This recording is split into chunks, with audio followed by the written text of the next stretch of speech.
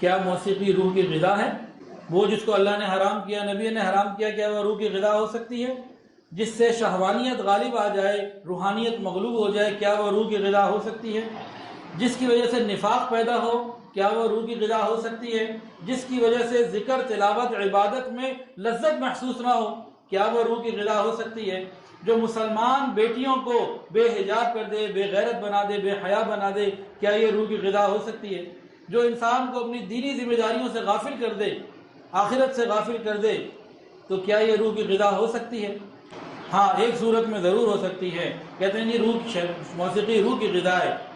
جی، یہ شیطانی روح کی غذا ہے، یہ رحمانی روح کی غذا نہیں ہے۔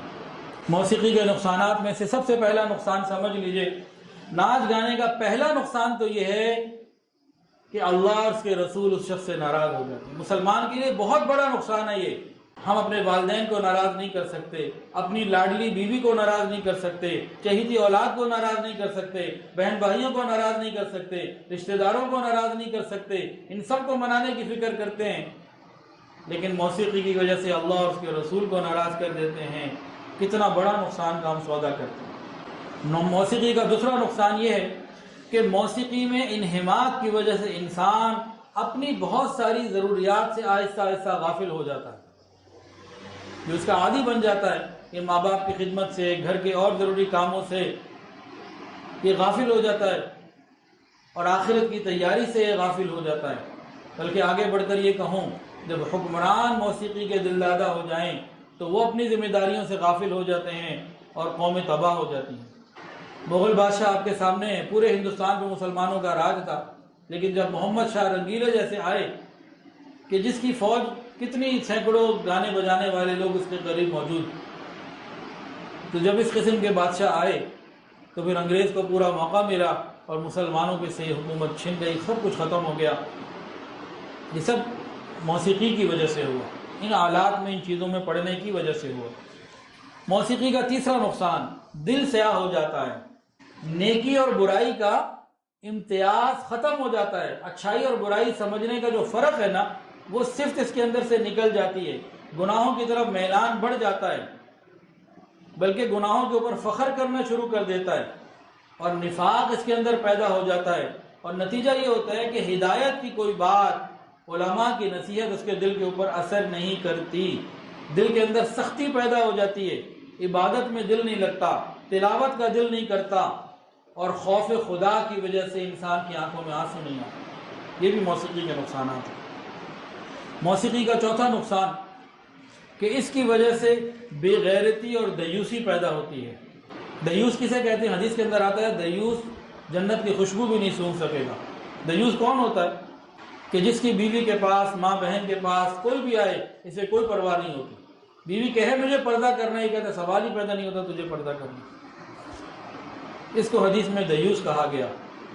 تو موسیقی سے دیوسیت پیدا ہوتی ہے، انسان جنت سے محروم ہو جاتا ہے۔ تو جو شخص دن رات اس قسم کے گانے جس میں شہوانی جذبات کو بھڑکایا جا رہا ہو، اس کے اندر اگر دیوسیت پیدا نہیں ہوگی تو اور کیا پیدا ہوگا، جبکہ حدیث کے اندر یہ بات بتا دی گئی۔ پانچواں نقصان یہ ہے موسیقی کا، ناچ گانے کا، کہ دل کے اندر زنا کا داعیہ پیدا ہوتا ہے، معاشرے کے اندر اخلاق ختم ہو جاتا ہے، حیا ختم ہو جاتی ہے، اور بے حیائی بڑھتی چلی جاتی ہے۔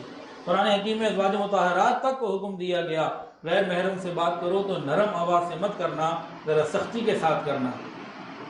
سلیمان ابن عبد الملک نے ایک موقع پہ ایک بات کہی تھی، اس نے کہا اونٹ بلبلاتا ہے تو اونٹنی بے خود ہو جاتی ہے، بکرا جوش شہوت میں آ کر آواز نکالتا ہے تو بکری مست ہو جاتی ہے، کبوتر غٹر ہوں کرتا ہے تو کبوتری مزے میں آ جاتی ہے، مرد رات گاتا ہے تو عورت مستی میں آ جاتی ہے۔ اسی بات کو آگے بڑھاتے ہوئے، کیا عورت جب پرکشش آواز نکالے گی اور ساتھ ناچ بھی رہی ہوگی تو مرد کے اندر جوش نہیں آئے گا؟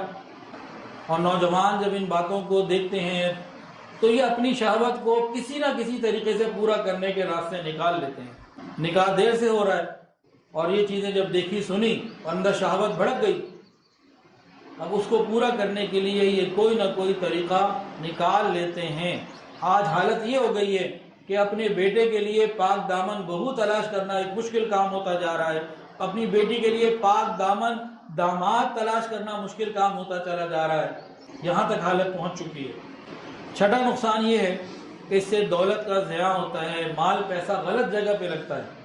بعض مرتبہ بڑے بڑے ہوٹلوں میں بڑی بڑی قیمتی ٹکٹس کے ساتھ انسان بے حیائی کو انجوائے کرنے کے لیے جاتا ہے، اس کو کہو کسی غریب کی مدد کر دو، وہ نہیں کرتا۔ گانا سننے کے لیے ہزاروں لاکھوں روپے لگا دے گا، اس کو کہو کہ تمہارے قریب میں کسی کے گھر میں بھوک ہے، وہاں اس کے لیے کوئی راشن ڈال دو، وہ نہیں ڈالے گا، گانا سننے کی طرف بڑھ جائے گا۔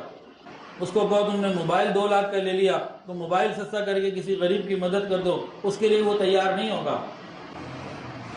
ہاں، ایسے لوگوں کو یہ نظر آئے گا کہ جی قربانی کرنے سے بہتر ہے کہ کسی غریب کے گھر میں جہیز کی ضرورت ہے تو وہاں جہیز دے دو۔ انہیں یہ نظر نہیں آئے گا کہ بے حیائی اور بے دینی کے کاموں میں جو لاکھوں روپے لگا رہے ہو وہ وہاں نہ لگا کے کسی غریب کی مدد کرو۔ سوچ بدل جائے۔